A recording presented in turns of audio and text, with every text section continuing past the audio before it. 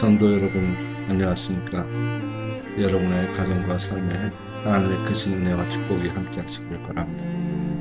오늘은 천지창조, 집마다 지은이가 있으니 만물을 지으신 이는 하나님이시라. 히브리서 3장 4절 말씀을 중심으로 하나님 말씀을 드리려고 합니다. 제가 어릴 때 살던 집은 기와집이었습니다. 관사였죠. 또 시골에 가니 할머니가 초가집에 사셔서 초가집에도 방학 동안에 있어 보았습니다. 그리고 서울에 와서 산동네 판잣집에도 살아보고 양옥도 경험하고 또 아파트에도 살아봤습니다. 집마다 나름대로 특징이 있지만 특별히 놀라지는 않았습니다. 근데 뉴욕에 와서 엠파이어 스테이트 빌딩에 올라가 봤을 때 정말 great! 사람의 건축 솜씨가 이렇게 놀라울 수가 있구나. 그런 생각이 들더라고요. 이 엠파이어 스테이트 빌딩은 세계 대공황이 부르닥쳤던 1929년에 기공식을 치르고 2년 뒤인 1931년에 완성됐습니다. 공항이다 보니까 이 노임과 철골 값이 반값으로 떨어져서 매우 저렴하게 건물을 지을 수 있었답니다. 이 건물을 지으려 미국에서는 초고층 건물 건축 경쟁이 붙었는데 맨 먼저 트럼프 빌딩이 세계 1위로 최고층 1930년대, 그렇지만 바로 직후 크라이슬러 빌딩이 세계 1위를 차지했습니다. 1년이 채 안 됐죠. 근데 바로 그 다음에 또 엠파이어 스테이트 빌딩이 세워지면서 크라이슬러 빌딩이 2위로 밀리게 되었습니다. 그래서 1931년 뉴욕에는 세계 최고층 빌딩 1, 2, 3위가 나란히 맨하탄에서 위용을 뽐내는 광경이 벌어졌습니다.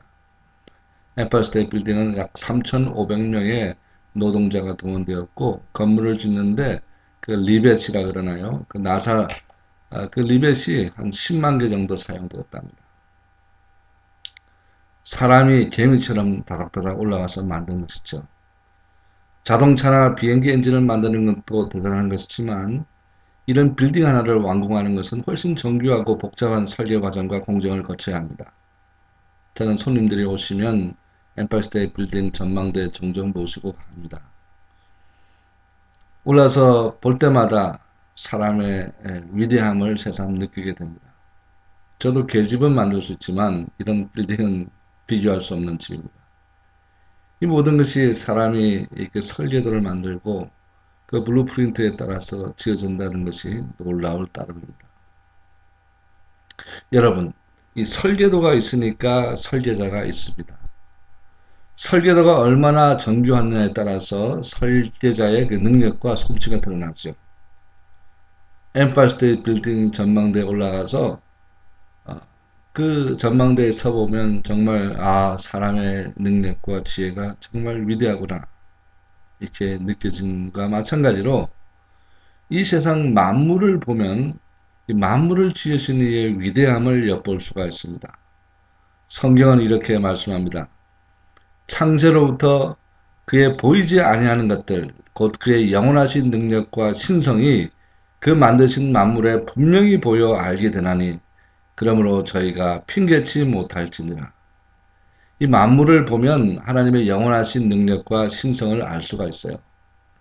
이 세상에 살고 있는 모든 생명체들의 정교함이란 말로 다 표현할 수 없을 정도로 신기합니다. 김명현 교수님은 창조과학을 강의하는 분이신데 강의하는 도중에 사진을 보여주시더라고요. 무슨 사진이냐면 모기 사진입니다. 그 모기 사진인데 현미경으로 들여다본 사진인데요. 모기 한 마리에 발과 발톱이 있고요. 머리카락이 있고 헤어스타일도 있더군요. 어떻게 이게 우연이겠습니까? 이 모든 생명체가 모기뿐만 아니라 모든 생명체가 이렇게 정교하게 만들어졌습니다. 사람도 설계도가 있어요. 사람의 설계도는 사람 몸 안에 있습니다. DNA 게놈 지도가 발견되었죠. 사람의 정밀함은 창조주의 솜씨가 어떠한가를 극명하게 보여주고 있습니다. 여러분, 제가 차고 있는 이 시계 하나도 지연이의 설계도가 있는데 이 시계를 바다에 던져놓고 오랜 세월이 지나 우연히 시계가 생명체로 변했다는 확률이 얼마나 되겠습니까? 그런데요, 요 시계가 우연히 변해서 생명체가 되었다는 그 확률보다 더 낮은 확률이 이 우주가 우연히 지어졌다는 확률이랍니다. 엠파이어 스테이트 빌딩을 사람들이 지었듯이 이 우주라는 큰 집이 우연히 되었을 거라는 확률은 거의 불가능합니다. 저녁에는 어김없이 달이 뜨고 그 옆에 북극성은 항상 빛나고 있습니다. 달은 인력으로 밀물과 썰물을 교대로 바다에 일으키고 플랑크톤의 이동부터 모든 생물이 따라서 움직이며 함께 살고 있습니다. 달은 약 29일을 지구를 돌며 운행하지 않습니까? 사람들은 이를 관찰하여 음력을 만들었죠. 태양은 360일, 달은 30일. 이렇게 변화된다는 것을 사람들이 관찰하면서 달력도 만들고 농사에 필요한 24절기를 만들었습니다. 이렇게 변함없이 꾸준히 우주가 돌아가고 모든 생명체가 깃들어 함께 살고 있다는 이 놀라운 사실이 우연히 그렇게 되었다는 것은 넌센스가 아니겠습니까? 아직도 지금 세상에는 두 가지 믿음이 있습니다. 여러분들도 이 둘 중 하나를 가지고 계십니다. 나는 아니 하시는 분들도 사실은 무의식 중이라도 가지고 계십니다. 하나는 이 세상과 생명체는 우연히 돌연변이로 진화되었다는 진화론적 생각이고요. 또 다른 하나는 하나님이 창조하였다는 창조론적 생각입니다. 이 두 생각이 서로 맞서고 있습니다. 둘 중에 하나가 사실이면 다른 하나는 거짓입니다. 둘이 양립할 수가 없어요. 고등학교에서 진화론을 배웠다 보니 진화론이 맞다는 생각이 현대인의 가슴에 널리 퍼져 있습니다. 창조론은 하나님께로 돌아간다는 생각이고 진화론은 자연으로 흙으로 돌아간다는 생각입니다. 흙으로만 돌아간다면 우리 인생에 대한 책임은 우리가 별로 없습니다.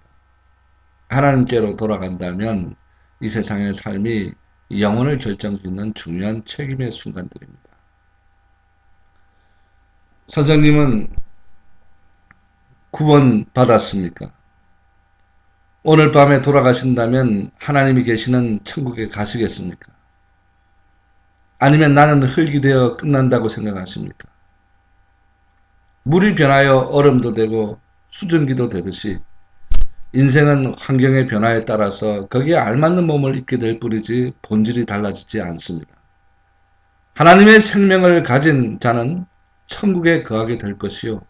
하나님의 생명이 없는 자는 그 상태가 바로 지옥이고 영원한 지옥에 거하게 됩니다.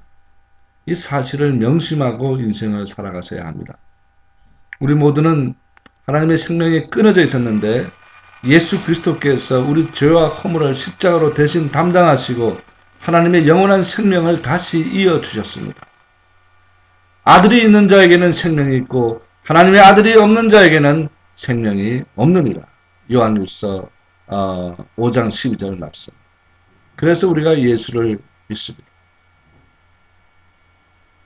다윈의 진화론이 일어난 100년 정도밖에 안 됐는데요. 그나마 이제 이론적 근거를 이미 잃었습니다. 진화론의 요점은 종에서 다른 종으로 변화될 수 있다는 겁니다. 근거로 화석을 제시합니다. 시조새나 박쥐가 바로 그런 중간 단계라는 거죠. 그렇다면 화석 중에서 시조새나 박쥐의 변종인 연속적인 중간 단계의 화석이 무수히 발견되어야 하는데 박쥐는 계속 박쥐만 발견되고 시조새는 시조새의 화석만 발견될 뿐 새나 쥐의 중간 단계로 진화된 화석은 몇 개는커녕 전혀 발견되지 않았습니다. 그래서 종에서 다른 종으로 진화된다는 가설은 화석을 계속 파보았더니 무의로 판명되었습니다. 성경은 맨 먼저 창세기에 태초에 하나님이 천지를 창조하시니라. 이 세상은 저절로 조성된 것이 아니라 하나님이 창조하셨다는 것을 선언하고 있습니다. 조금만 더 읽어가다 보면 하나님이 만물을 창조하시되 그 종류대로 창조하셨다는 말씀이 무려 10번이나 언급이 됩니다. 종에서 종으로 진화됐다는 것이 아니라 그 종류대로 창조하셨다는 겁니다. 다시 말하면 사람은 사람의 종류대로 원숭이는 원숭이의 종류로 창조하신 것이지 원숭이의 종류가 사람의 종류로 진화된 것이 아니라는 겁니다. 개는 개로, 원숭이는 원숭이로 여러 종류로 바뀔 수가 있지만 또 사람도 사람의 여러 종류로 바뀔 수가 있지만 종류 자체가 바뀌는 일이 없습니다. 천자문을 배울 때가 생각이 나네요. 지부집주 넓을 홍 거칠 황. 이 우주라는 큰 집을 지으신 설계자는 하나님이십니다. 집마다 지은이가 있으니 만물을 지으신 이는 하나님이시니라. 그렇습니다. 여러분, 모든 집에는 설계도가 있지 않습니까? 블루프린트. 모든 물건도 마찬가지죠. 사람을 만드실 때도 하나님의 블루프린트가 있었을까요? 네, 그렇죠. 이미 말씀드린 대로 게놈 지도, DNA, 게놈 지도가 바로 그것입니다. 참 계집을 지었을 때는 계집의 용도가 있고 아파트 단지를 지었을 때는 그 용도가 있죠. 복잡한 비즈니스 건물을 지을 때도 용도에 따라 짓고 왕궁을 지을 때도 그 용도에 따라 짓습니다. 하물며 하나님께서 사람을 설계하셨을 때 그냥 마구 지으셨겠습니까? 어떤 용도로 목적으로 지었지 않았겠습니까? 선생님은 그 목적을 아십니까? 선생님은 그 목적을 알고 이루며 살아가고 계십니까? 전 지금 선생님에게 묻고 싶습니다. 선생님이 설계되고 태어난 목적은 무엇입니까? 선생님은 그 목적을 알고 계십니까? 그 목적을 깨닫고 이루기 위해서 애쓰고 계십니까? 성도 여러분, 여러분은 날마다 뜨는 태양을 보면서 무슨 생각을 하세요? 해가 지고 달이 뜨고 별이 뜨고 지는 것을 보면서 무엇을 보고 계십니까? 나무가 자라고 꽃이 피고 지며 바람이 불고 모든 생명체가 흔들리고 함께 노래하는 것을 보며 무엇을 느끼십니까? 이 우주라는 큰 집의 용도는 무엇이며 그 중에 사람은 어떤 위치를 차지하고 있을까요? 하나님께서 우리를 지으시고 돌보시는 그분의 의도와 목적이 무엇인지 한번 곰곰이 생각해 본 적이 있으십니까? 어떤 분은 이렇게 말하시더라고요. 내가 보지도 않았고 우리가 세상을 창조할 때 그때 있지도 않았는데 어떻게 그 창조된 사실을 압니까? 그렇습니다. 맞는 말씀입니다. 그래서 하나님이 세상을 창조하셨다고 사람들에게 가르쳐 주십니다. 사실 알고 보면 중요한 사실은 인간 스스로 알 수가 없습니다. 누가 가르쳐 주어야 아는 게 인생입니다. 내 이름도 내 생일도 사람이 살아온 역사도 부모님이 선생님이 가르쳐 주어야 아는 게 사람입니다. 우리는 어떻게 이 세상이 창조되었는지 보지 못했습니다. 목격자가 아닙니다. 그러나 하나님이 말씀해 주셨습니다. 그래서 우리가 압니다. 내가 너를 낳았고 내가 너를 지었고 내가 너에게 나의 생명의 숨기를 불어넣어 주었다. 그리고 내가 너를 영화롭게 하였다. 하나님이 친히 말씀해 주셔서 우리가 아는 것이지 우리가 스스로 알 수가 없습니다. 또한 저도 여러분에게 가르쳐 드려야 할 의무가 있고 제 자식이나 자손들에게도 가르쳐 줘야 할 사명이 있습니다. 가르쳐 줘야 알 수 있는 일이기 때문에 가르치는 것이죠.